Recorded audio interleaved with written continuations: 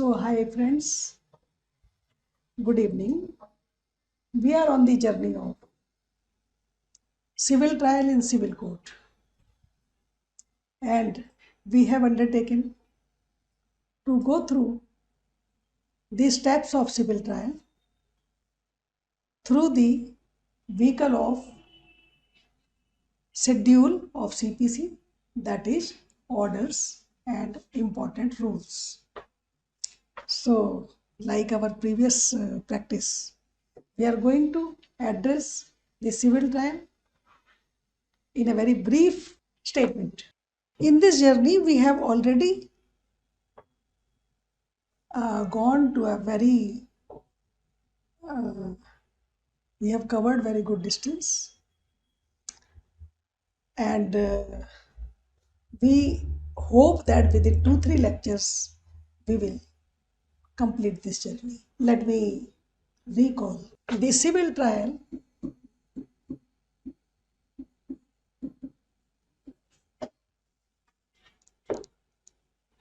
in a civil court has to start with filing of the plaint. The suit is registered with the number. After filing of plaint, when it is accepted for processes are to be issued. On appearance of the parties, defendant to file WS, set off or counterclaim, and plaintiff may file replication to reply the WS. And with these pleadings, the court starts with its exercise of examination of the parties, documents, and also through the interrogatories. And after splitting the facts on two sides, one for admission, one for dispute. For the admission, there would be a decree, judgment for the admitted fact. And for the disputed facts, there would be framing of issues by putting onus to be proved by parties. Then parties shall lead their evidence, plaintiff's evidence and defendant's evidence. And after their closure of their part of evidence, the court will proceed with the judgment. And if judgment results in decree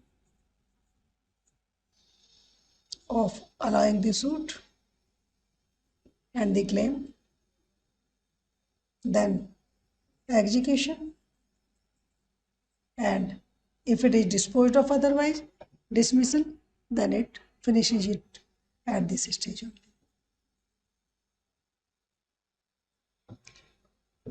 हमने order 1 से order 20 तक judgement तक हम पहुंच गए थे. 21 को हमने फॉर द टाइम बीइंग जो एग्जीक्यूशन है उसको डेफर किया है because it is lengthy, detailed, which we have to discuss one by one.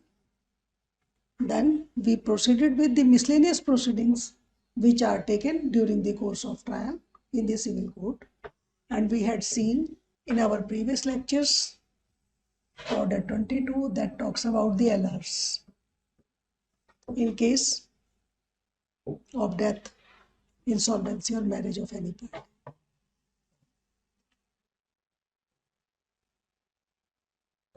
Order 23, withdrawal of the suit, you're right, withdrawal of the suit or settlement. After so much of exercise, parties may go for the withdrawal that is also miscellaneous proceeding then, and or settlement. After settlement, out of court settlement or compromise, parties may seek for disposal of the suit. So withdrawal में हमने आपको दो stages बताई थी.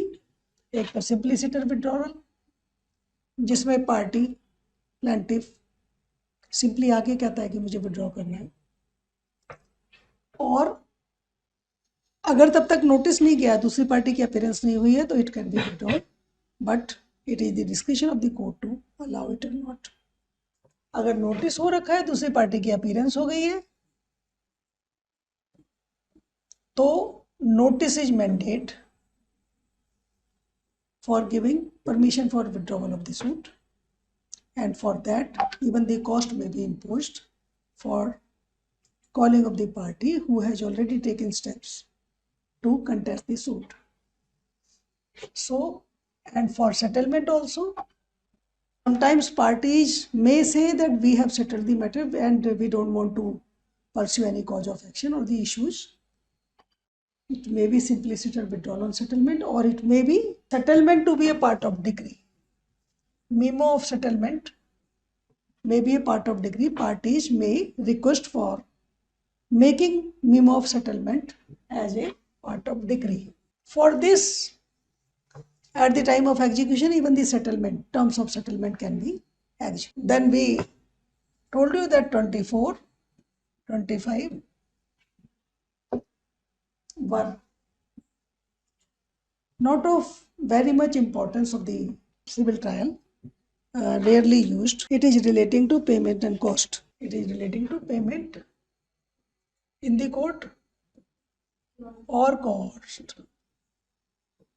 Payment in the court, sometimes some settlement is arrived or court has directed something to deposit the payment. So this is related to that. Generally, it is sparingly or rarely used, right? Depending on the case. Then we had discussed order 26. I told you this is an important order for the purpose of practice and even for the purpose of judiciary. Under this order, parties seek the intervention of the court for appointment of commissioners.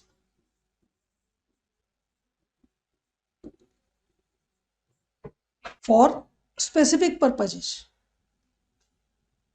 Rule 9 talks about commissioner for local inspection of the property in dispute. यहाँ मैंने inform किया था कि अगर मान लीजिए किसी ने अनऑथराइज कंस्ट्रक्शन के लिए या किसी पर्टिकुलर सिचुएशन को लोकली एग्जामिन करने के लिए, इंस्पेक्ट करने के लिए कोई ऑर्डर करने से पहले स्टेटस असर्टेन करना चाहते हो, तो उसके लिए एक एप्लीकेशन लग जाएगी rule 9 for local inspection of the area. इसी तरह से rule 10, 10A, B, C, 11 and 12 ये अलग अलग कमीशंस हैं जो अलग अलग चीज़ों के लिए अपॉइंट होते हैं. 10A talks about scientific investigation, commission for scientific investigation. कोई ऐसा टेक्निकल इशू है जिसका साइंटिफिक इन्वेस्टिगेशन रिक्वायर्ड है, मान लीजिए कोई मशीनरी है या कोई इस तरह का कोई इशू है जिसमें scientific investigation, some expert opinion is required of the subject matter, then scientific investigation के लिए भी कमिश्नर अपॉइंट हो सकता है. So you know, you are already well aware of it. Performance of ministerial act के लिए भी हो सकता है. परफॉर्मेंस ऑफ मिनिस्ट्रियल एक्ट, कोई पार्टीशन है, कोई कंपनी से रिलेटेड है, कुछ अकाउंट्स का सेटलमेंट है, कुछ बुक्स देखना है, किसी तरह का मैनेजमेंट है, तो उसके लिए भी कमिश्नर अपॉइंट हो सकता है, कोई मिनिस्ट्रियल एक्ट के लिए. इसी तरह से आप सेल ऑफ मूवेबल प्रॉपर्टी, मैंने आपको बताया था, सेल ऑफ मूवेबल प्रॉपर्टी, उसके लिए भी कोई ज्वेलरी है, कोई चीज़ है और उसकी सेल डिक्री का पार्ट है, डायरेक्शन से, तो वो उसके लिए भी कमीशन अपॉइंट हो सकता है. या डिक्री से भी पहले ड्यूरिंग ट्रायल, जब अभी चल ही रहा है केस, उस वक्त भी कुछ असर्टेनमेंट करने के लिए कमीशन की जरूरत पड़ सकती है, तो उसके लिए भी ये प्रोविजंस एप्लीकेबल हैं। 11 और 12 जो है it is relating to accounts. कोई पार्टनरशिप है या कोई फॉर्म है या कहीं किसी तरह का डिस्प्यूट रिलेटिंग टू अकाउंट्स है, तो अकाउंट्स की इंस्पेक्शन के लिए कुछ लेजर्स हैं जो नहीं आ सकती हैं, बैंक का कुछ ऐसा है या कोई भी ऐसा इशू है, कोई ऐसा सब्जेक्ट मैटर है जिसका एग्जामिनेशन, जिसका इंस्पेक्शन वहीं स्पॉट पर ही होना बहुत जरूरी है, तो उसके लिए भी कमीशन अपॉइंट हो सकता है, राइट। सो ये ऑर्डर 26 बहुत इंपॉर्टेंट है मिसलेनियस प्रोसीडिंग के लिए। Commissioner means the courts man, the eyes of the court that goes to the spot, and इसमें सारा प्रोसीजर कैसे वो अपॉइंट होएगा, कैसे उसको इंस्ट्रक्शंस होंगी, क्या क्या चीज़ें एरिया स्पेसिफाई किया जाएगा, कौन उसका कॉस्ट बियर करेगा, वो इंस्पेक्ट करने के बाद कैसे रिपोर्ट सबमिट करेगा, और अगर ऑब्जेक्शंस होंगे तो कैसे डिस्पोजल होगा, ये सारा हमने डिस्कस किया था अपने प्रीवियस लेक्चर में। तो सभी कमिश्नर्स के लिए सेम प्रोसीजर होता है for payment and for inspection, visit, कैसे पार्टीज की प्रेजेंस रिक्वायर्ड है, कैसे प्रोसीडिंग्स बनती है, रब प्रोसीडिंग्स के साथ फाइनल प्रोसीडिंग जमा होगी और रिपोर्ट जमा होती है, राइट।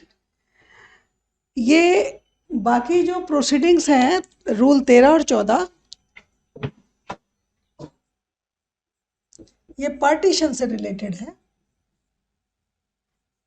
मैंने आपको बताया था कि पार्टीशन सूट में कभी कभी प्रिलिमिनरी डिग्री पास होती है, कभी कभी फाइनल डिग्री पास होने से पहले डिमार्केशन हो गया, या मान लीजिए ये एग्री भी कर लिया कि horizontally we will share our area, property A है,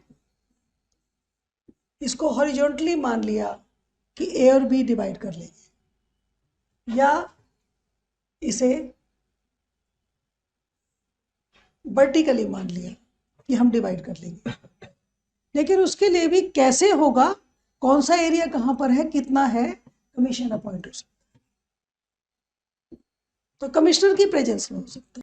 पार्टीशन में क्या क्या चीज़ें हैं, कितनी हैं, कैसा है, कभी कभी स्पॉट पर कोर्ट का रिप्रेजेंटेटिव होता है commissioner, eyes of the court, तो पार्टीशन के लिए ये हो सकता है, उसके लिए रूल 13 एंड 14 की एप्लीकेशन लगेगी।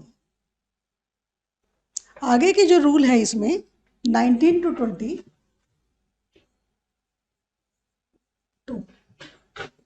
right, these are relating to appointment by high court, honourable high court, और कभी कभी कमीशन फॉरेनर ट्रिब्यूनल के लिए भी अपॉइंट हो सकता है। इसमें अलग अलग तरह के सिचुएशन में कैसे कैसे डायरेक्शंस और कमीशन अपॉइंट होते हैं, this is relating to that. So ये ऑर्डर 26 याद रखना है प्रैक्टिस के पॉइंट ऑफ व्यू से, खास रूप से कि अगर हमें कोई पर्टिकुलर इंस्पेक्शन स्पॉट पर ही करानी है जो कोर्ट में नहीं लाया जा सकता है, तो commissioner on behalf of court can go and inspect and submit the report. अब हम आगे बढ़ेंगे, आगे के 5-6 ऑर्डर्स ऐसे हैं जिनको हमें खाली जानना जरूरी है कि ये किस लिए बने, राइट। और फिर हम जो इम्पोर्टेंट ऑर्डर्स हैं जो ज़्यादातर जरूरी होते हैं, ऑर्डर 27 से लेकर ऑर्डर 31 तक कुछ स्पेशल केसेस के लिए अवेलेबल है, प्रोसीजर बताते हैं। ऑर्डर 27 जो है वो उन सूट्स के लिए है जो बाय और अगेंस्ट गवर्नमेंट होते हैं या गवर्नमेंट ऑफिसर्स होते हैं, यानी गवर्नमेंट के खिलाफ या गवर्नमेंट के द्वारा अगर कुछ सूट फाइल हुई है, यूनियन ऑफ इंडिया है, दिल्ली गवर्नमेंट है, तो हमने आपको बताया था स्टेट की डेफिनेशन में क्या क्या आता है, तो उसके लिए और गवर्नमेंट ऑफिसर्स उसका प्रोसीजर प्रोवाइडेड है ऑर्डर 27 में।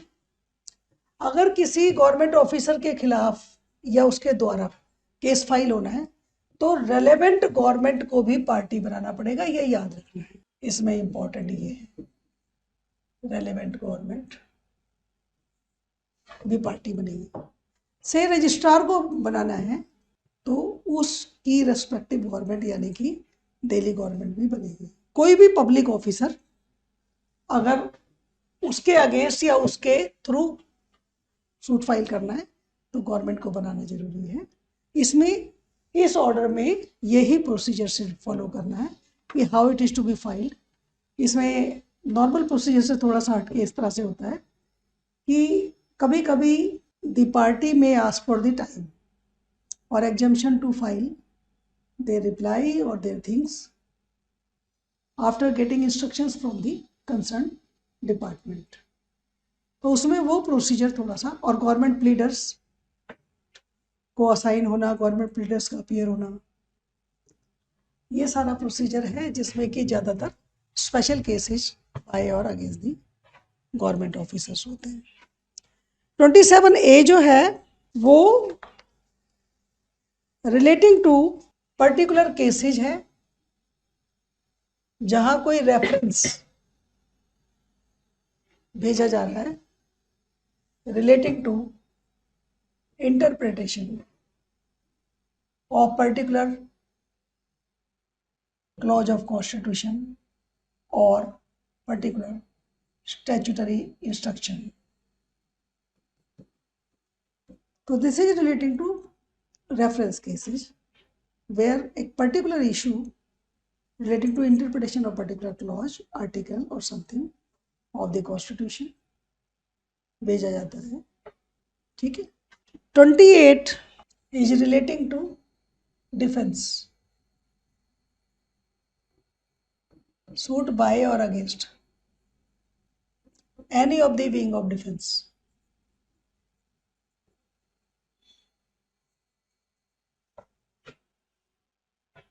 तो मैंने बताया रेयरली स्पेरिंगली यूज्ड ऑर्डर्स हैं जो नॉर्मल सिविल सूट में, सिविल कोर्ट में यूज बहुत कम होते हैं। 29 is relating to corporations. 30 is relating to forms.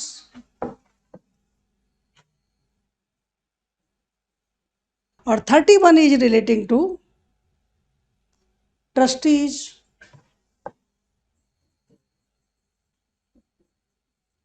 Etcetera. Clear? तो अगर हमें ये पर्टिकुलर पार्टीज हैं उनके लिए अगर सूट डालना है तो हमें इन प्रोविजंस की जरूरत पड़ती है, इस प्रोसीजर की, क्योंकि इसमें थोड़ा सा प्रोसीजर पहले वाले प्रोसीजर से जो ऑर्डर 1 से 20 तक था थोड़ा सा फर्क है, थोड़ा सा विदर अवे है। इसलिए ये प्रोविजंस, ये ऑर्डर स्पेसिफिकली सीपीसी में प्रोवाइड कर रखे हैं। Now we come to order 32। This is an important order from the point of view of practice as well as for the aspirants of judiciary. Order 32 talks about suit by or against minor.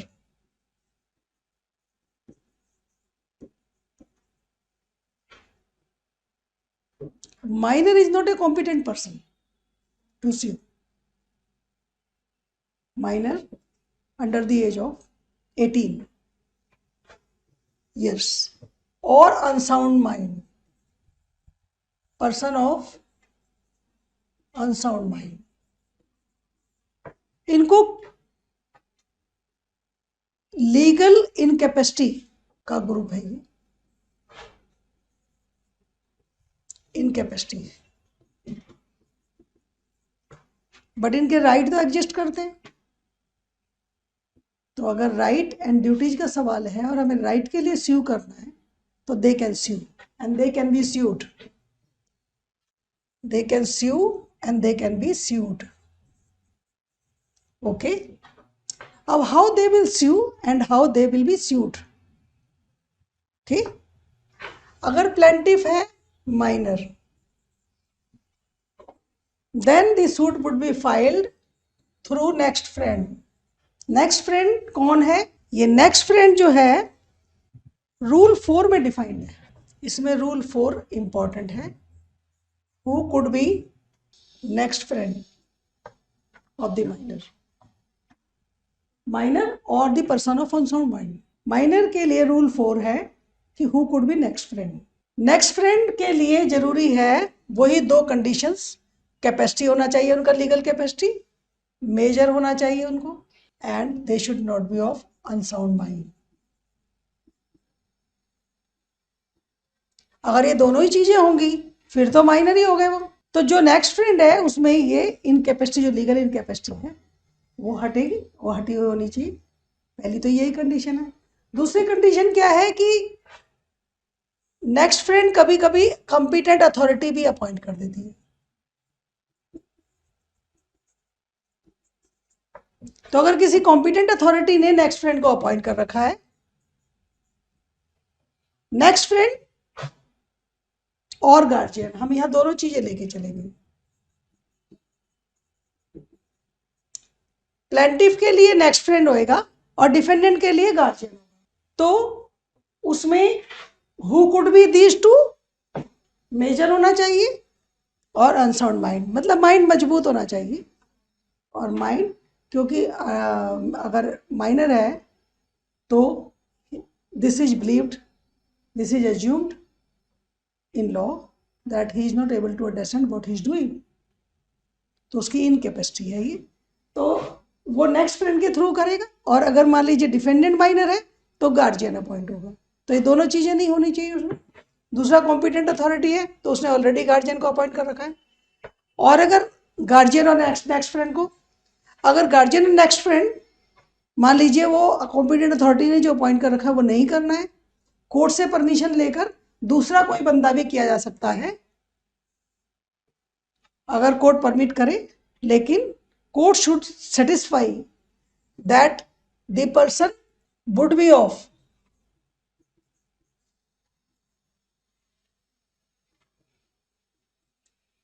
serving the interest of the minor as next friend और as guardian, उसका minor के interest में होना चाहिए।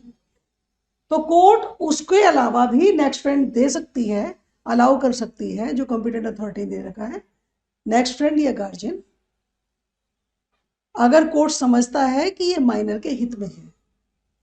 Minor का interest is the most important vital point. अगर मान लीजिए कॉम्पिटेंट अथॉरिटी ने मिस्टर ए को अपॉइंट कर दिया नेक्स्ट फ्रेंड माइनर के लिए प्लेंटिफ की जगह, और प्लेंटिफ कहता है मुझे ये नहीं चाहिए, तो वो किसी और बंदे को भी कर सकते हैं। लेकिन कोर्ट ये सेटिस्फाई होगा कि पहले तो दो कैपेसिटी होना चाहिए इनका, मेजर हो, अनसाउंड माइंड ना हो। दूसरी बात, he the person should serve the interest of the major, कोई भी हो सकता है, एनी पर्सन जो माइनर के इंटरेस्ट में हो, कोई भी हो सकता है, जरूरी नहीं है रिलेटिव। वो अपने किसी फ्रेंड को भी कह सकता है, वो पड़ोसी को कह सकता है, किसी पर्टिकुलर बंदे को कह सकता है कि मेरा नेक्स्ट फ्रेंड बना दो। तो नेक्स्ट फ्रेंड और गार्जियन दोनों की सिचुएशन समझिए, next friend for the plaintiff and guardian for the defendant. Okay, अब इसके बाद हम ये देखते हैं कि अगर मान लीजिए ये नेक्स्ट फ्रेंड और गार्जियन रिटायर कर जाता है, does not want to continue, या उसकी डेथ हो जाती है, ठीक है, कोई भी कारण होता है, he wants to come out, then what will happen? क्या सूट स्टे कर जाएगा, प्रोसीड नहीं करेगा? वो सिचुएशन हमें देखनी है। मान लीजिए कि 5 जुलाई 2021 में नेक्स्ट फ्रेंड जो है माइनर का, उसकी डेथ हो जाती है, और जब तक नया फ्रेंड नहीं लाता है, वो new friend, new next friend वो लाता है मान लीजिए 19 दिसंबर को, तो इस बीच में प्रोसीडिंग स्टे रहेगी, आगे नहीं चलेगी। ऐसा नहीं है कि माइनर को बोला जाएगा कि जब तक तुम नहीं लाते तब तक चलाई जाओ, कोई बात नहीं। ज़्यादातर क्या होता है कि अगर किसी की डेथ हो जाती है तो very next day an application is being moved that at place of so and so this person may be appointed as next friend. पर अगर मान लीजिए इतना पीरियड लग रहा है तो इस बीच में स्टे रहेंगी प्रोसीडिंग, आगे नहीं चलेगी। ये ध्यान रखना है, इस पर कभी कभी जुडिशरी में भी। सो ये जो डील करता है जब ये होगा, ये है रूल 10 एंड 11।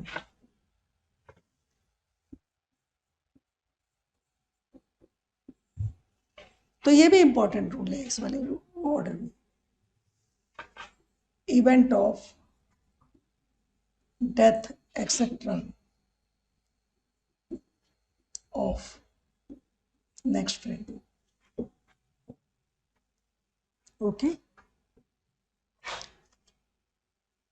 रूल भी इसमें इंपॉर्टेंट रूल है। ये कहता है कि रूल 1 से 14 तक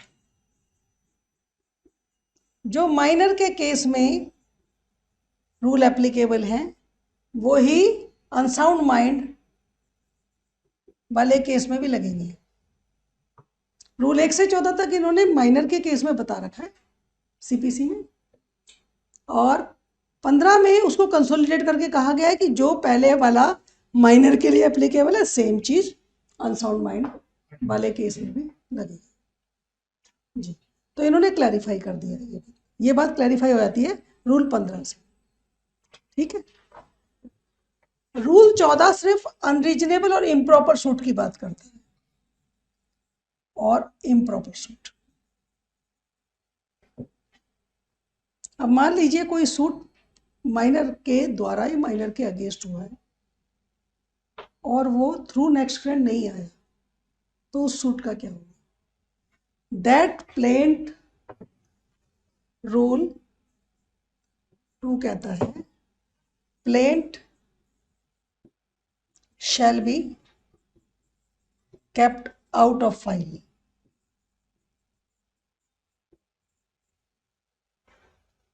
अब देखिए, अभी तक हमने प्लेंट में सुना है रिटर्न हो जाएगी, रिजेक्ट हो जाएगी, है ना, एडमिट हो जाएगी।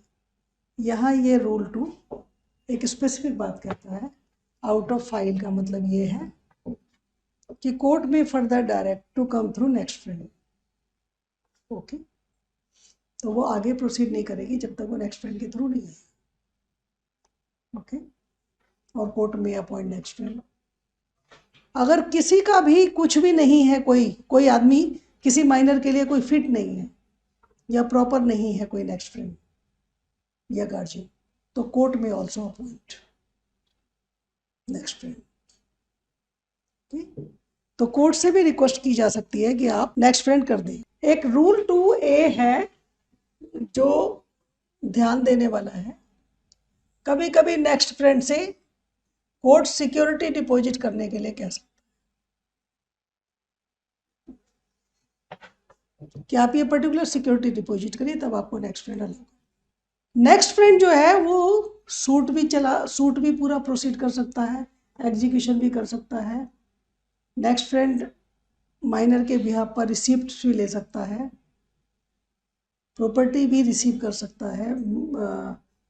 नेक्स्ट फ्रेंड के पास सेम पावर्स हैं जैसी माइनर को ऑथोराइज्ड है, क्योंकि नेक्स्ट फ्रेंड जो है वो माइनर का बेसिकली कैपेबल रिप्रेजेंटेटिव है, क्योंकि उसकी इनकेपेसिटी है तो उसको एक कैपेबल रिप्रेजेंटेटिव दिया।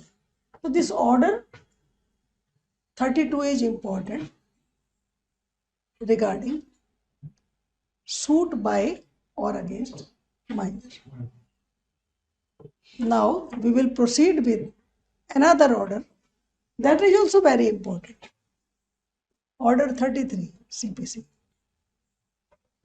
इस ऑर्डर के बारे में खास रूप से जो न्यू एडवोकेट्स हैं, बडिंग एडवोकेट्स, वो थोड़ा कम वाकिफ होते हैं, क्योंकि ये बहुत रेयरली यूज होता है और with the passage of time ही समझ में आता है।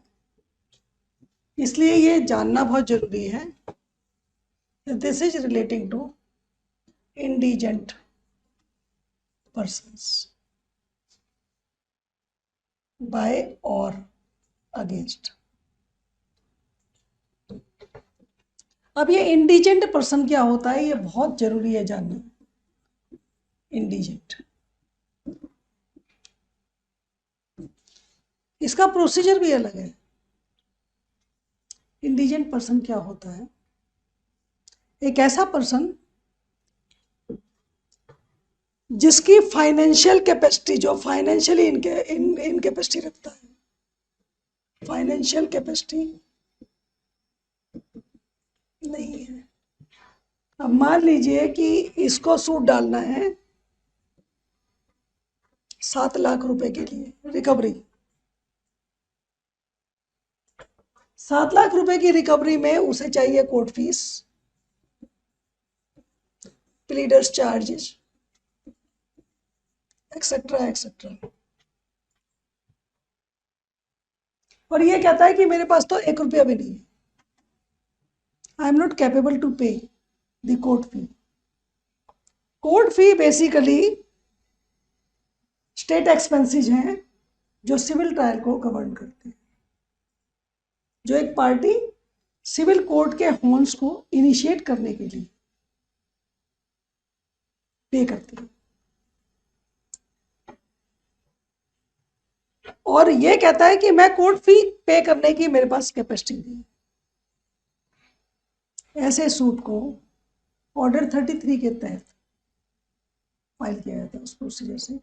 इस सूट में क्या होता है कि पहले इसका इंडिजेंट स्टेटस डिसाइड किया जाएगा.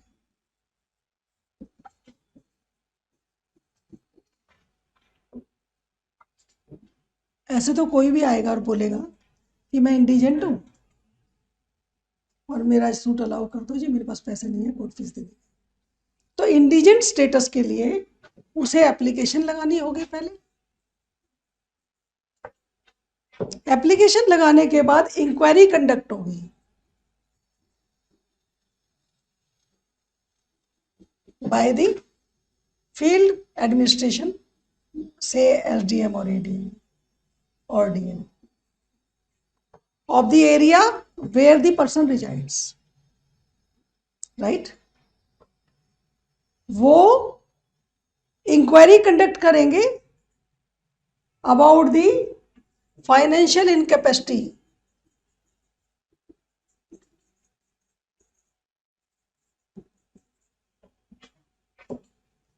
Of the person claiming it. उसकी कितनी प्रॉपर्टी है, कहाँ रहता है, क्यों फाइनेंशियल इनकैपेबल है. दूसरा चीज, he has to place that claim is maintainable prima facie.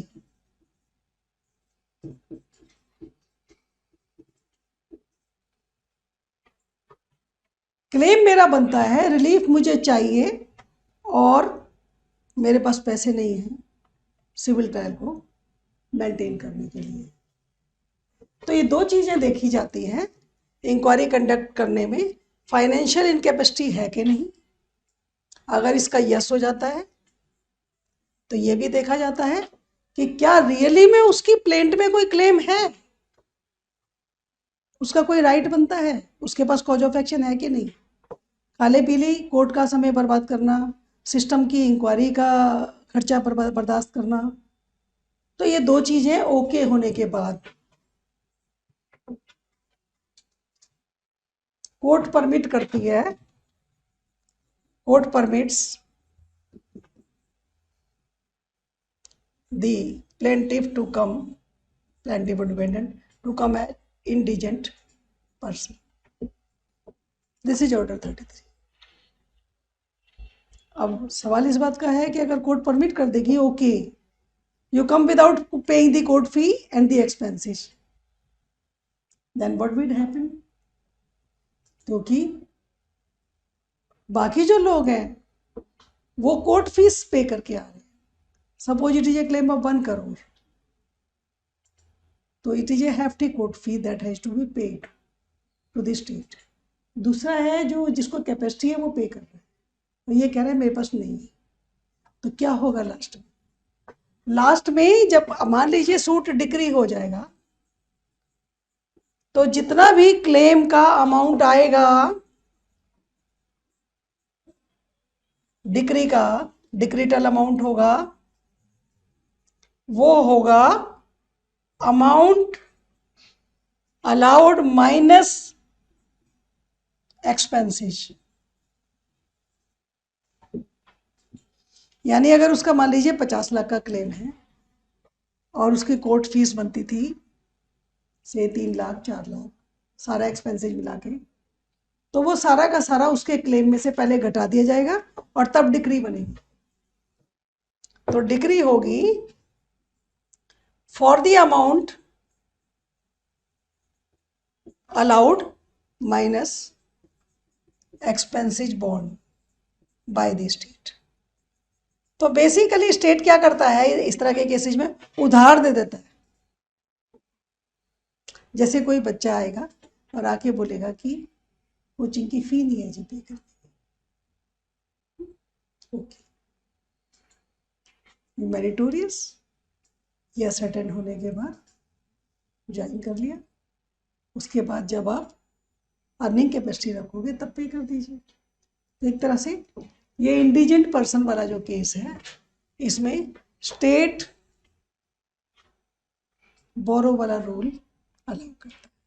So this is order 33 and this is important, क्योंकि जब आप प्रैक्टिस में हो तो बहुत सारे ऐसे लोग आएंगे जो ये बोलेंगे मेरे पास फाइनेंशियल कैपेसिटी नहीं है और मेरे पास कॉज ऑफ एक्शन है, मैं सूट लेना चाहता हूँ, केस करना चाहता हूँ, ठीक है। या केस मान लीजिए एक तरफ प्लेंटी भी हो सकता है, डिफेंडेंट भी हो सकता है, उसके ऊपर केस हो गया और वो कह रहा है कि मेरे पास तो केस लड़ने के पैसे नहीं है। तो प्लीडर्स एक्सपेंसेज और भी किस तरह के एक्सपेंसेज, उसके लिए भी। तो इंडिजेंट पर्सन बाय और अगेंस्ट इंडिजेंट पर्सन, ठीक है। हालांकि order 32 talks about by indigent person, 32 is 33 is by indigent person, against नहीं है। It is not talking about defendant, क्योंकि कोर्ट फीस तो प्लेंट के साथ ही लगती है, तो ज़्यादातर मेन प्रॉब्लम उसी से रिलेटेड है। तो this order 33 is relating to indigent person, this is an important order. इसके बाद अब हम जाएंगे आगे, प्रोसीड करते हैं अपनी जर्नी को। Order 34, order 35 and order 36, because these orders are also sparingly used। तो हम इसको सिर्फ बता देंगे कि इस जर्नी में ये स्टेशंस क्या क्या प्रोवाइड करते हैं और किस लिए हैं। देखिए 34 is relating to mortgage, suit relating to mortgage of a movable property.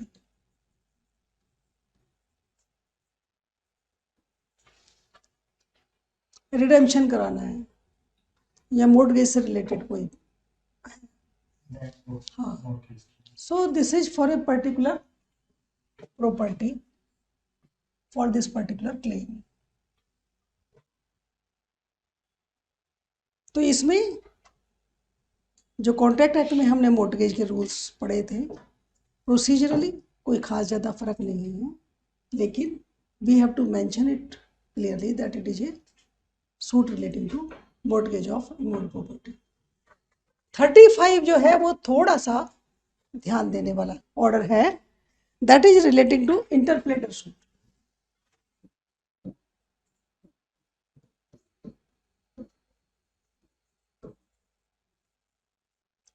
इंटरप्लेटर क्या होता है?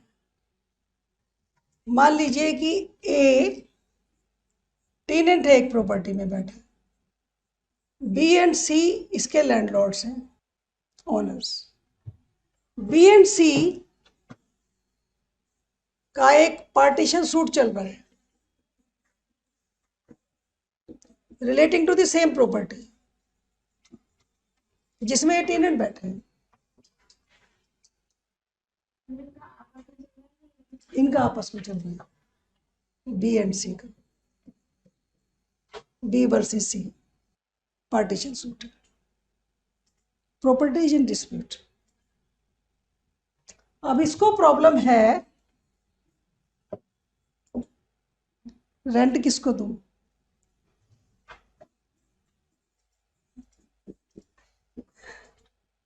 To whom rent should be paid B कहता है मैं क्यों लूं, सी कहता है मैं क्यों लूं, है ना, मैनेजमेंट में प्रॉब्लम है।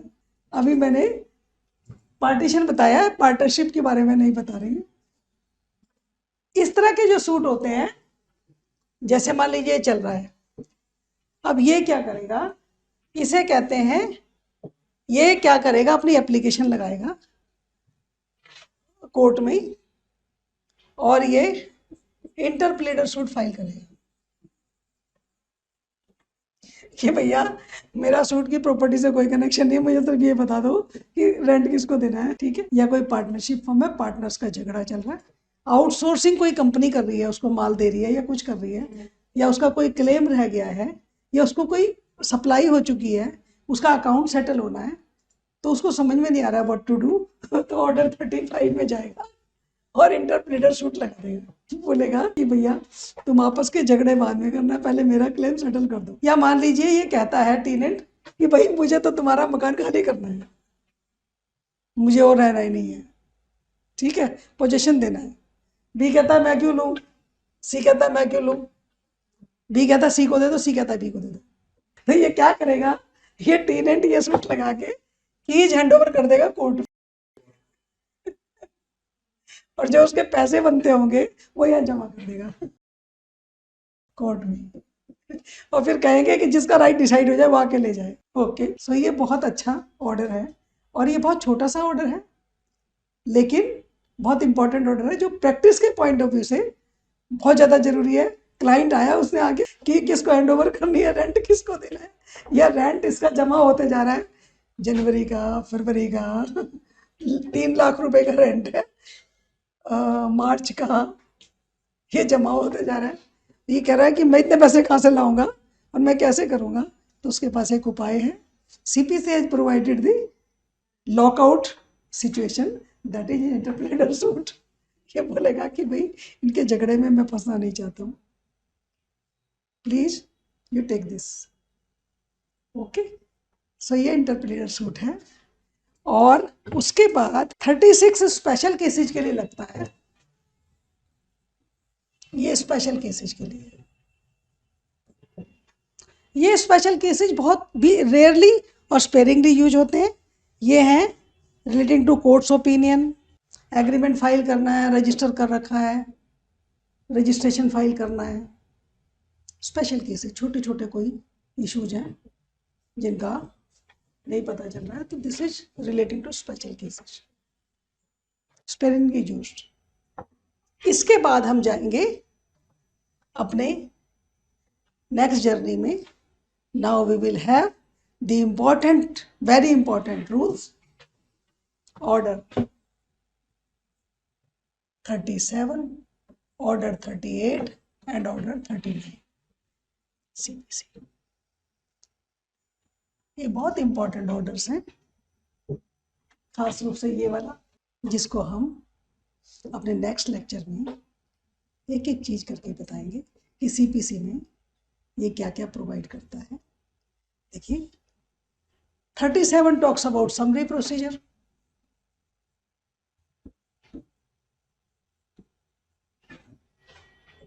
38 talks about arrest and attachment before judgment। आदमी की अरेस्ट, प्रॉपर्टी की अरेस्ट थोड़ा ना होगी, अटैचमेंट ऑफ प्रॉपर्टी, ठीक है। 39 टॉक्स अबाउट इंजंक्शन,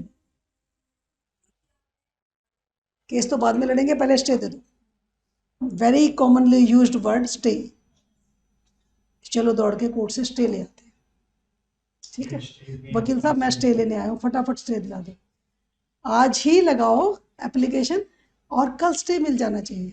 पहले गारंटी दे दो, स्टे मिल जाएगा ना, ठीक है। सो ये तीनों पर हम आगे प्रोसीड करेंगे अपने नेक्स्ट लेक्चर में। तो हमारी जर्नी काफ़ी तेज़ी से आगे बढ़ रही है और मुझे लगता है कि हम आगे आने वाले 1 या 2 लेक्चर में अपने सिविल कोड के पूरे ट्रायल को कंक्लूड कर पाएंगे और देख पाएंगे सिविल कोड में how the court proceedings are going. ठीक है, एनी क्वेश्चंस प्लीज। विड्रॉवल का जो काम है वो 23 में है। देखिए 20 तक तो हमारी जजमेंट हो गई, 21 में एग्जीक्यूशन है जो हमें अभी करना है, 22 में किसी की डेथ हो गई तो लीगल रिप्रेजेंटेटिव आ गए, तो ये 23 है जिसमें मिसलेनियस प्रोसीडिंग रिगार्डिंग विड्रॉवल।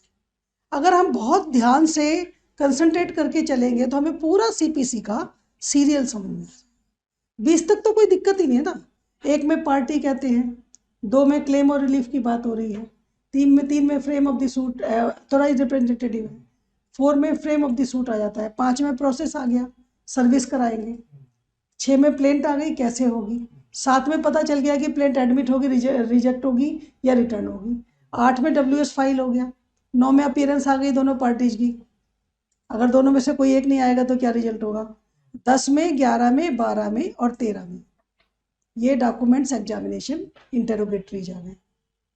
14 में इश्यूज फ्रेम हो जाएंगे, अगर सब चीज़ें क्लियर हो चुकी है, एडमिशन वगैरह सब खत्म हो गया तो इश्यूज फ्रेम हो जाएंगे। 15 में अगर एविडेंस नहीं दिया या इश्यूज पर कोई क्लेम ही नहीं है या पार्टीज का कोई डिस्प्यूट नहीं बन रहा है तो डिस्पोजल हो सकता है। 16 में हम आगे बढ़ जाएंगे एविडेंस के लिए, समनिंग करेंगे विटनेसेस के एग्जाम। 18 में हमारा एग्जामिनेशन ऑफ विटनेस होएगा। 17 में बहुत बढ़िया चीज़ थी एडजॉर्नमेंट तारीख पर तारीख, राइट, कि डे टू डे हियरिंग पर चलेगा, बिना बात के आप नहीं ले सकते हैं। उसके बाद 19 में आपने एफिडेविट से कर सकते हो एविडेंस, 20 में आपको जजमेंट मिल जाएगी, राइट। तो ये इसमें हमें सेक्शंस मतलब ऑर्डर्स भूलने की जरूरत नहीं है, अगर हम स्टेप्स याद रखेंगे तो हमें क्लियर हो जाएगा कि कैसे ट्रायल चल रहा है और ये हमारे टिप्स पर होगा सब कुछ, राइट। 21 में एग्जीक्यूशन आ गई, 22 में डेथ हो गई तो एलआर्स आ गई, 23 में विड्रॉवल और सेटलमेंट आ गया, 24, 25, 26 ये सारे मैंने आपको बताए थे। 24, 25 पेमेंट एंड कॉस्ट से रिलेटेड है जिसमें ज़्यादा आप लोगों का समझने का नहीं है। 26 है कमिश्नर, अगर कोर्ट जाना चाहती है स्पॉट पर तो थ्रू कमिश्नर पहुंच सकती है, विटनेसेस की एग्जामिनेशन भी कर सकती है, लोकल इंस्पेक्शन और कुछ भी कर सकती है। 27 गवर्नमेंट, ये 27 से लेकर 30 तक जो है, 31 तक वो सूट है जो स्पेशल सूट्स हैं, मिलिट्री के अगेंस्ट है, गवर्नमेंट के अगेंस्ट है, ट्रस्टीज के अगेंस्ट हैं, फॉर्म्स के अगेंस्ट हैं, उसमें थोड़ा सा प्रोसीजर फ़र्क है बस। और उसके बाद हम चले जाते हैं 32 पे। 32 में माइनर और इनकेपेसिटी है अगर किसी पार्टी की तो इनकेपेसिटी को कैसे हैंडल किया जाएगा। उसके बाद हम 33 में चले गए कि उसकी इनकेपेसिटी है, फाइनेंशियल इनकेपेसिटी, मेरे पास पैसे ही नहीं है, मैं लड़ना चाहता हूँ, मेरा क्लेम एग्जिस्ट करता है, ठीक है। आगे 34 में मोर्टगेज से रिलेटेड है। 25 में वही है इंटरप्लेटर जिसे समझ में नहीं आ रहा what to do, real parties कुछ और है, रियल डिस्प्यूट कहीं और है और हम बीच में बिना बात के फंस गए, ठीक है। तो 26 इज ऑल्सो। 37, 38, 39 हम बहुत प्यार से करेंगे। मैंने बताया 37 टॉक्स अबाउट समरी प्रोसीजर जो कि बार बार यूज होता है, जो प्रैक्टिस में सबसे ज़्यादा यूज होता है। 38 उसी से रिलेटेड है और 39 जो है वो और ज़्यादा रिलेटेड है, मोस्ट इम्पॉर्टेंट, ठीक है। इसके साथ ही हम SRA भी थोड़ा सा देखेंगे। तो ये हमारी जर्नी हुई। सो आज के लिए यहीं तक, गुड नाइट।